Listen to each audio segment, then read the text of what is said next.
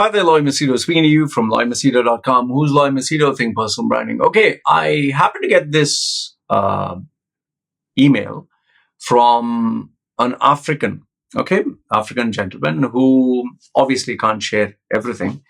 But he was like, why is it that UAE does not like Africans, or why is it that UAE is, unfair towards us? Well, that led me to do a little bit of research because obviously, before I do answer, I have to update myself.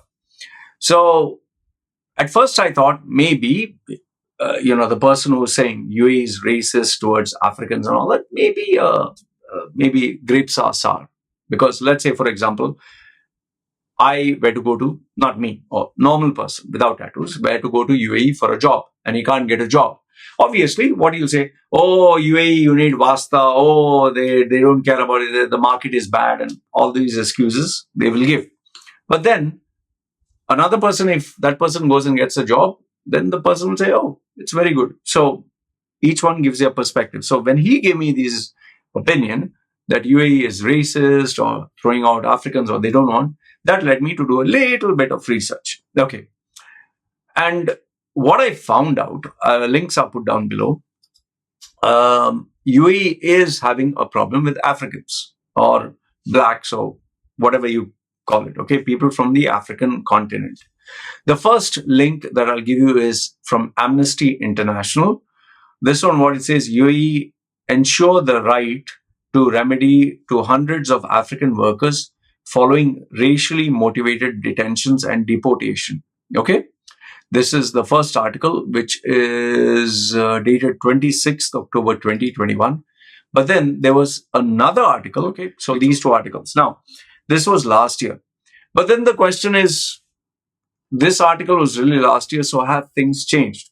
Now, what is this article? If you just want to know a summary, on June 24th and 25th, 2021, 700 African migrants were all bundled together, put into prison, and without any evidence or without any court hearing, all of them were bundled and sent back to their country. And in this, they've given people from Cameroon, Nigeria, different parts of Africa. They were not even allowed to take their ID, not even allowed to take any of their documentation, nothing. Some of them left their birth certificate, marriage certificate, travel documents, phones, personal belongings. You read the article, they have said that all of it was just left at home. In fact, they didn't even, as per this article, they didn't even allow them to take their sanitary pads or, for women, or they didn't provide any assistance. Okay. Now, they were told, now, he said, she said, so you can go along with whomsoever you believe, that they do not like Africans. That's what they were told. We don't like you, and they just threw them out. Okay. However, now what I found out through videos or through articles from different like if you see Khalid Times, even these WhatsApp videos, and I'm sorry, but I can't show you those videos because it's sent by someone, and images and photographs are all there. There have been a lot of robberies going on in UAE.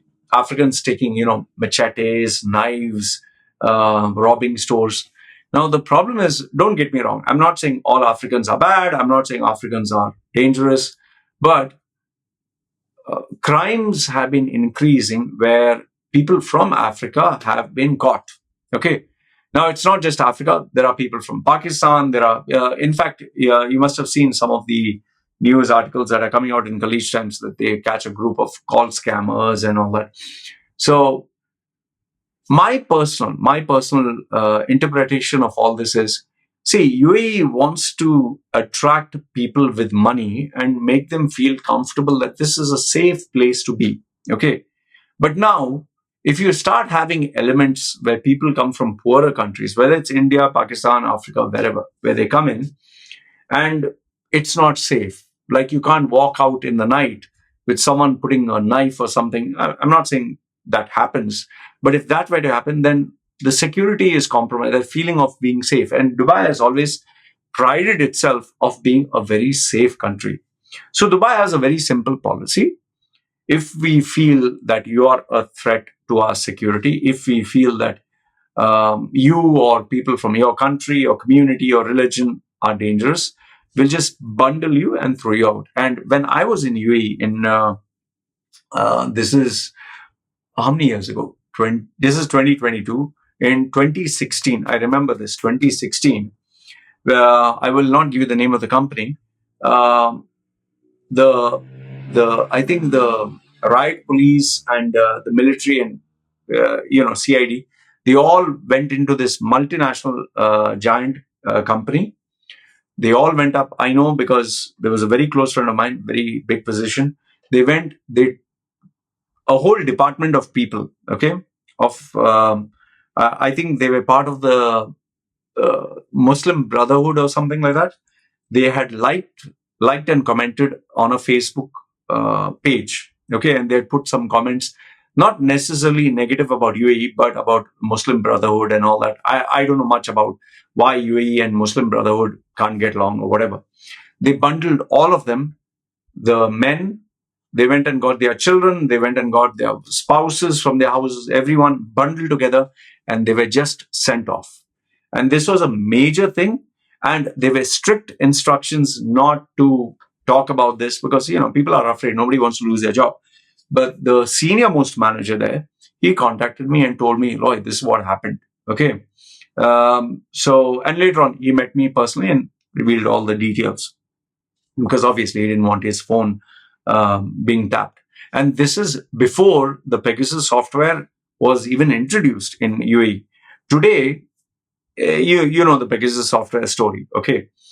Today, literally, Israel's top-notch software security system is being used in UAE. But now it's being used selectively. For example, let's say an oligarch from Russia or someone who is wanted in other countries, they are coming there. But they are coming to invest. They are coming there to take Dubai as a holiday spot. They are not doing anything wrong. So the software, even though it can detect, all these AI machines can detect that so-and-so is coming here, they're not going to catch you because, you're bringing in money. You're investing in this country. Cash flow is coming in. Why should we say no? Yeah. So what I personally feel is the Africans, whomsoever they were bundled off and sent, they were sent off because of a security threat. It's not because they do not like Africans or they do not like Indians or Pakistanis. There are Indians in UAE, there are Africans in UAE, there are Pakistanis, whichever nationality. However, they do not want poor people. You can't blame it. No country wants poor. Do you think the United States wants poor people coming in or refugees coming in? See what happened with Germany when they opened their doors for all these refugees to come in. It became a mess. Okay, why do you think Saudi themselves do not take Muslim refugees into their own country, even though Saudi has Islam and Jeddah and Mecca, Medina? They don't want poor people. They don't want Muslim refugees. Money does not care which religion, what you are. When you bring money in, we want you. If you're bringing poverty in, we don't want you. That's as simple as it goes. And Dubai wants to be the rich man's paradise. So, in conclusion, I would just say that it is not that UAE hates Africans or UAE is racist towards Africans. Rather, UAE doesn't want anybody who is a security threat to their country. That's number one. Second one is they do not want people who don't have money. Third one is they do not want the rich people who are coming in to feel threatened by any way. So if there is any reason for a lot of rich investors to feel threatened, it can be Pakistani, Indian, Filipinos, whatever. The minute they find you a threat, whichever community, religion, whatever you belong, you are huddled together, bundled together, and deported back to your country where you came from. That's what I feel. You can let me know your thoughts. Do you think I'm right? Do you think I'm wrong? Why do you think, for example, a simple question before you even comment, why do you think they had problems with visas for Bangladeshis, visas for Pakistanis, visas for Iranians? Why? Is it because they don't want rich people from there, or they don't want the general audience, general public? And yes, where Iran is concerned, yeah, things are a little different there because I know a lot of rich guys from there who have left. So yeah. Anyway, let me know your thoughts in the comments below. Do you think I'm right? Do you think I'm wrong? Would they apply the same rules for the ultra rich, or is it only for people with less money and who are a threat to their security? Love to hear your views. This is me signing off. You guys take care. Bye.